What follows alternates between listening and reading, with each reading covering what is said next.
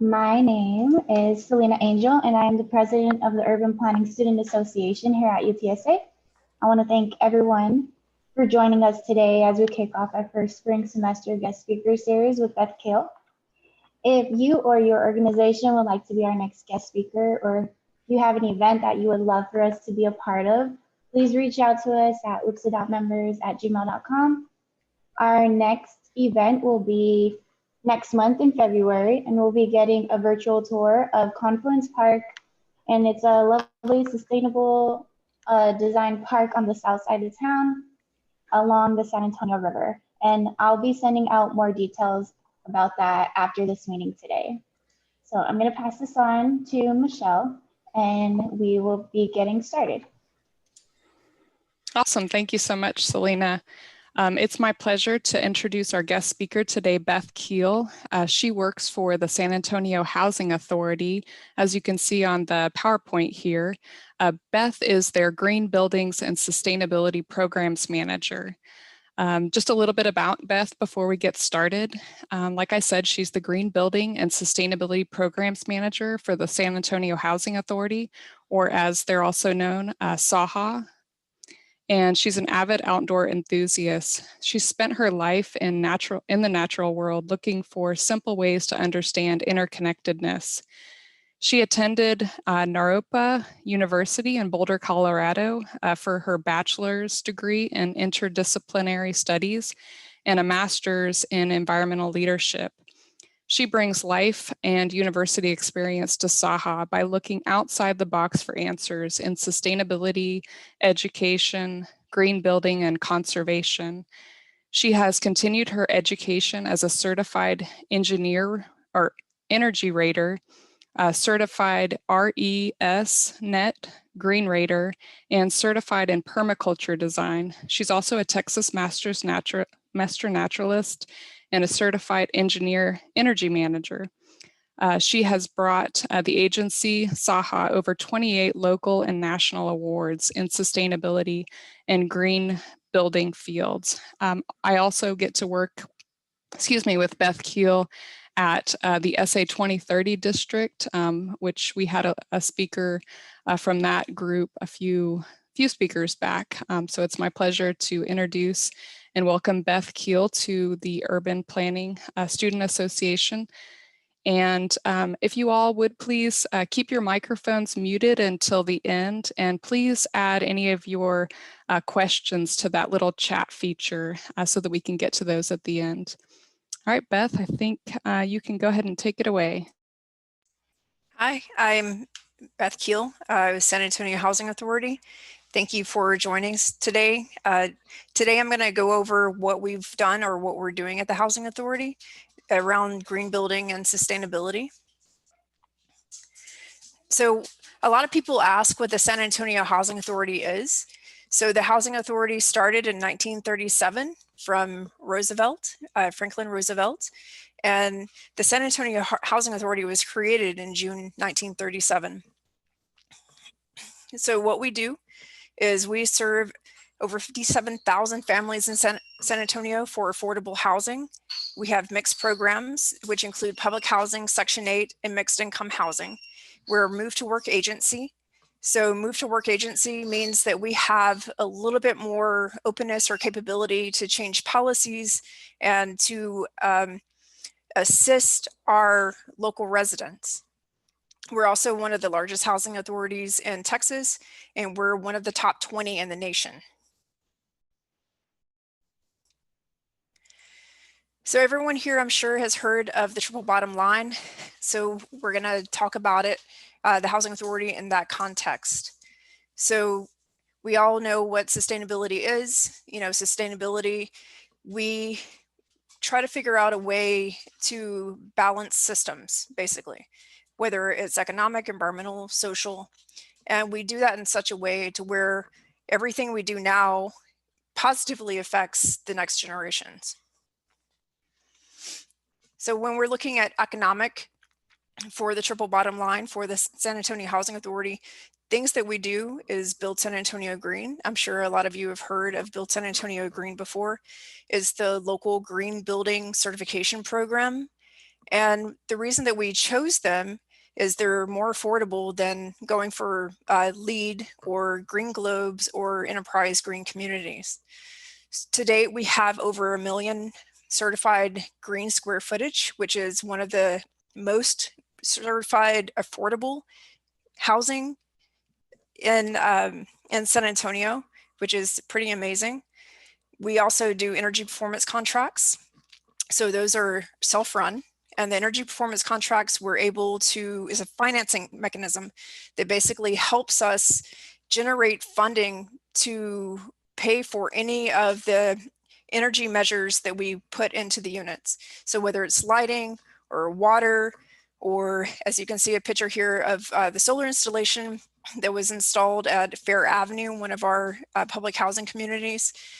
We're always looking for other ways to not only generate funds for projects like this, but also looking for ways to help our communities reduce their costs.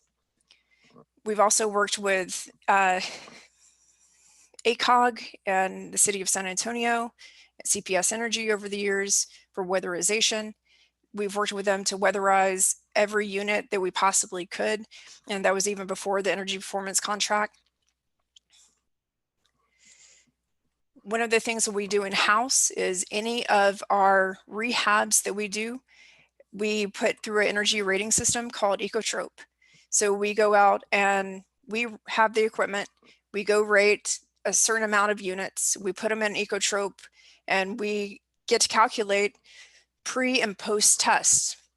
So after the units are complete, we come back and retest them. And our goal is to reduce at least 20% of the infiltration into our units. So far, we've been able to do that. We had a lot of our developers that would also follow these standards, but because of the city's policies, we're not able to self-test. So that requires a third-party vendor to come out and do testing and inspections throughout the project. So since now the City of San Antonio has the 2018 IECC, and because of how the building materials the prices have risen, we're not able to do Build San Antonio Green on all of our projects, but we are still able to do them on a section of our projects. Any of our new projects that have Build San Antonio Green are also Energy Star certified. So in the environmental aspects of the San Antonio Housing Authority, some of the things that we do is tree plantings. So we've partnered up with the City of San Antonio. We're able to access some of the tree fees that developers pay into the city and be able to use that to install trees at multiple public housing communities, especially the ones on the west side. A lot of them are very exposed, as you can see at the picture at the top of the screen here. That's pretty typical for our public housing communities on the west side. They're very large and expensive, and a lot of them don't have much shading. So as we're able to make these partnerships with the City of San Antonio and also get volunteers to help install these trees, eventually this will reduce the heating loads onto these buildings and also help our clients reduce their costs. Other things that we do are community gardens. We have over 11 community gardens throughout San Antonio. Typically, it's the residents that run the community gardens. We'll usually have one person that will lead and will keep everything moving. But sustainability department acts as a way, like if they need anything, we help them try to find those things. So whether it's tools or planting materials or soils, we try to help support whatever the community is working on. In 2019, we opened up the Garcia Street Urban Farm. The Garcia Street Urban Farm is a partnership between the San Antonio Housing Authority and EcoCentro. So EcoCentro runs it, and the San Antonio Housing Authority still owns it. So how that works is we were able to get a grant through the Choice Neighborhoods, and one of the critical community initiatives was the urban farm. It was to help increase food security on the east side of San Antonio. To date, the farm has produced quite a bit of food. I'm sorry, I don't know the exact pounds of food, but we've been able to really make a dent in some way, shape, or form in assisting our neighborhoods. We've been able to partner with different companies, including the USDA, to get food boxes out to hundreds and thousands of clients within San Antonio, not just our clients, but also other communities in San Antonio, and work with companies like Folklorist Coffee Shop and different religious institutions to be able to get these food boxes out and delivered, especially during this pandemic. So being good stewards of the public trust, we're very aware that a lot of what we do is utilizing taxpayers' funds. So we do the best we can to ensure that every project that we do has a good payback, has a good rate of return. We do a lot of analysis on everything that we do, including the energy performance contracts. We ensure that everything that we put into these communities have a good payback and also are able to have a direct impact. We've worked with COSA over the years on most of their larger city plans, and we will continue to do that and ensure that equity is always a lens within all of these plans. So I'm sure a lot of you have heard of Maslow's hierarchy of needs. So part of what the Housing Authority does, especially since we are a move to work agency, we look at where the needs, there's a gap in those needs. And we really work on figuring out how to bring those needs together. We do have an entire department dedicated to case management. So even if like a client, it comes into the Housing Authority and let's say that they don't have a high school diploma, we have case managers that will help them get that high school diploma or GED. And we even have case managers that will help our clients move up and into the workforce. So here's a couple of pictures of some of the things we've done in the past. We used to take our public housing families on monthly bike rides, show them around San Antonio.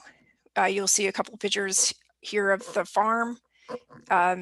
We've had quite a few volunteer opportunities at the farm, public coming out to help plant orchard trees, install these gardens that you see behind our farm crew. And we've even taken quite a number of kids on hikes. We've taken them to different locations, places that they've never been before. And we're always looking for volunteers, especially for the community gardens, for the urban farm, to install trees or to assist on any of the adventures that we're able to do with the public housing kids and Section 8 kids. And if you're interested, please contact me. My email address is on there. We are a national leader when it comes to sustainability. So we are a certified sustainable housing authority. And out of all the housing authorities, there's only 17 total, which is pretty awesome. We were one of the first agencies to win an EPA Award of Excellence for affordable housing because of all of the work we've done to reducing energy, to having green buildings, and considering that most of our new units are Energy Star certified, that was recognized. Do I have any questions so far? There aren't any questions in the chat, Beth. If you guys want to ask Beth a question directly, feel free to unmute yourself. and go ahead and ask her. Beth, can I start with, you said that the Housing Authority was sustainability certified or sustainable certified. Yes. Was that just an Energy Star, or was that a Housing Authority rating? That was a pilot program that HUD worked on. I guess it was around 2011, 2012. They wanted to see how many housing authorities across the nation would hit certain criteria as far as our policies and our practices go. And so we were one of the ones that was able to hit all of the points that they were looking for. Very cool, thank you. Does anybody else have a question that they'd like to ask Beth? Feel free to just unmute yourself.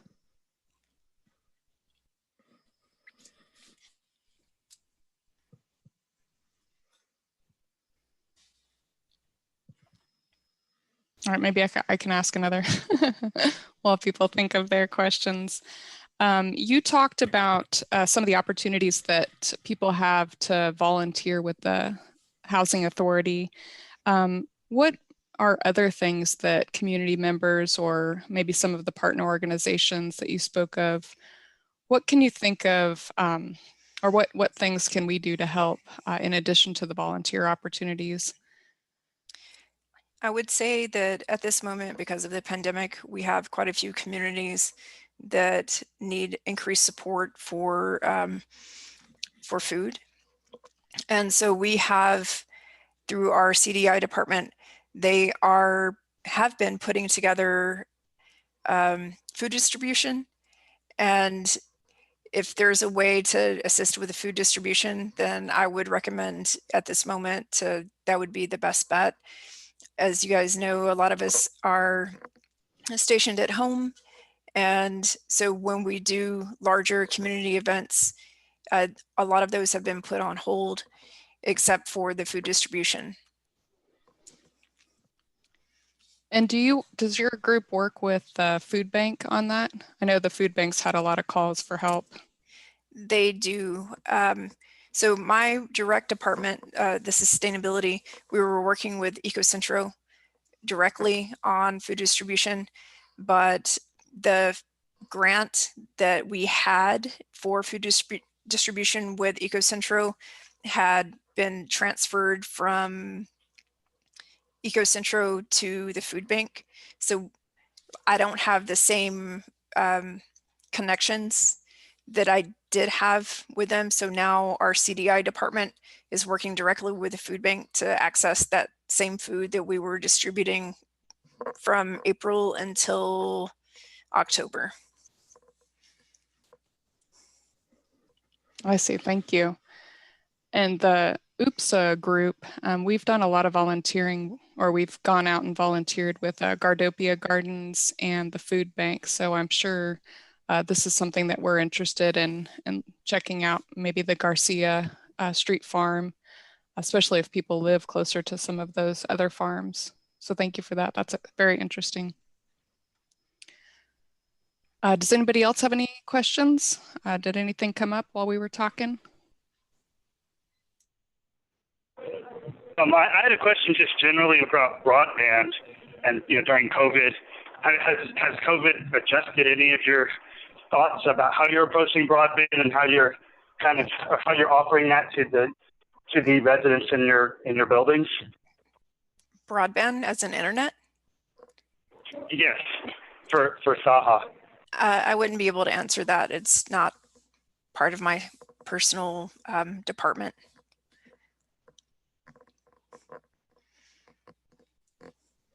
And it looks like we got another question in the chat from Shireen. She asks, does SAHA help with neighborhood food deserts to get access to fresh produce? That's what the Garcia Street Urban Farm was. That was part of why it was created. So it's located on the east side of San Antonio. It's at 218 Garcia Street. And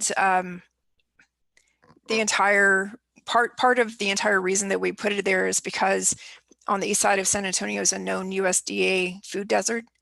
and we were trying to increase food security within this side of San Antonio, but also create different training opportunities and certifications that people could get and become hopefully entrepreneurs and food systems. That's super interesting. Thank you for that question, Shireen. Yeah, I know as urban planners, urban and regional students in planning, we talk about obviously food deserts, but to the other person's question about access to Wi-Fi, and I probably won't be able to speak to that with any certainty, but I did just learn that our city can't offer Wi-Fi. There's some laws against that. Somebody else on the call may be more familiar with that, but check that out. So I don't know how that applies to SAHA, but I'm sure there's more information online about that as well. Does anybody else have any other questions for Beth? Oh, Beth, I just noticed on one of your slides that 3-story, narrow, deep residential unit was illustrated there. And I live in Monte Vista and go down St. Mary Street in the near north side of downtown, and I'm seeing a lot of that that pattern, that kind of residential unit popping up. I was assuming they were just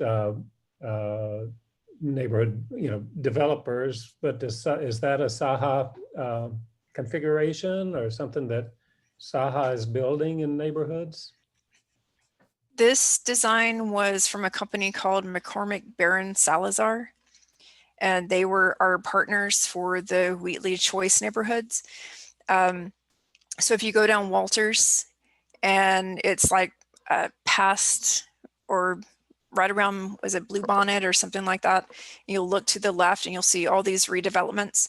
That is the Wheatley redevelopment. It was Wheatley public housing. We took all of that down and rebuilt buildings, multiple different types of buildings. This is just one type that we were able to rehab that community with. Thank you. Huh. Beth, maybe I can ask another question. As you know, I work for the River Authority, Michelle Garza, and I work in stormwater analysis, sustainability. I was curious what the Housing Authority, what they look at in terms of outside the building. Do you do work about the landscape and sustainability? I know you talked about tree planting and increasing building efficiency with shading and things like that. What do you guys do for stormwater, or how much do you look into the stormwater management of a site? Well, SAHA only brings me in specifically for the energy and water efficiencies of the buildings. So personally, the only place that I'm looking at stormwater management and to increase stormwater management is the urban farm. So the EcoCentro team and myself are looking at different BMPs and different grants that we could utilize to increase stormwater retainage, because we are on basically the end of multiple roads that feed into the urban farm, where the urban farm is used as a watershed to bring it down into one of the local creeks. So we are looking at it there. I know that one of our other properties was going to do lid, but I haven't heard anything about that project continuing. So when it comes to our new developments, I don't really have that much say in it. Yeah, I was just curious. We'll continue to share any knowledge we have and help in any way we can. Does anybody else have any questions for Beth?